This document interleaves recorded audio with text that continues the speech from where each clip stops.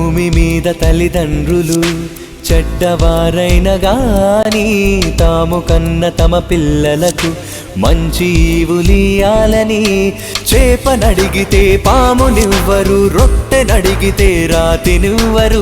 అడగకుండానే అన్ని ఇస్తారు, అవసరాలన్నీ తీరుస్తారు.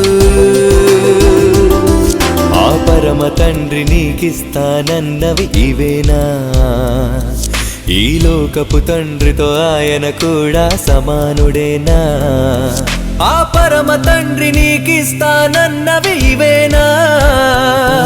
ఈ లోకపు తండ్రితో ఆయన కూడా సమానుడేనా? అడగమన్నాడు కదా అని అన్నీ అడగటమేనా? ఆత్మ సంబంధమైన వడగాలనర్థం కాదా నాయనా?